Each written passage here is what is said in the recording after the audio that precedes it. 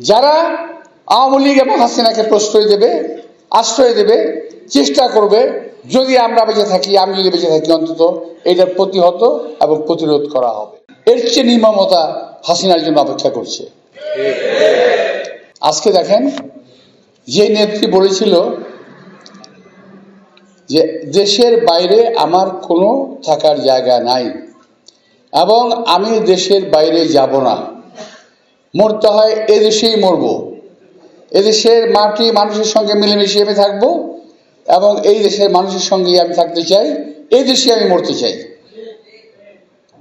আল্লাহ তাআলা তার আকাঙ্ক্ষা কবুল করেছেন। যেখানে দেশে রাখবে না এই চিন্তা করে ক্যান্টনমেন্টের বাড়িটা ভেঙে দেওয়া হলো, ওনাকে বের করে দেওয়া হলো। ওনার সেই টেলিভিশনে ফুটেজ দেখলে এখনো কোনো মানুষ চোখের পানি ধরে রাখতে পারবে না কি করুণ অবস্থায় ওনাকে বের করা হয়েছিল। এটা নিশ্চয়ই আপনাদের মনে আছে, অনেকে দেখেছেন। আজকের কি অবস্থা, ভাগ্যের কি পরিহাস, নির্মম বলবো না, এর চেয়ে নির্মমতা হাসিনার জন্য অপেক্ষা করছে।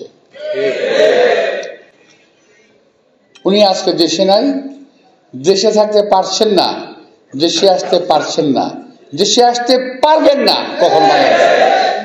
এই দেশের মানুষ আওয়ামী লীগ এবং হাসিনাকে কখনো গ্রহণ করবে না। যারা আওয়ামী লীগ এবং হাসিনাকে প্রশ্রয় দেবে, আশ্রয় দেবে, চেষ্টা করবে যদি আমরা বেঁচে থাকি, আমি যদি বেঁচে থাকি, অন্তত এটার প্রতিহত এবং প্রতিরোধ করা হবে।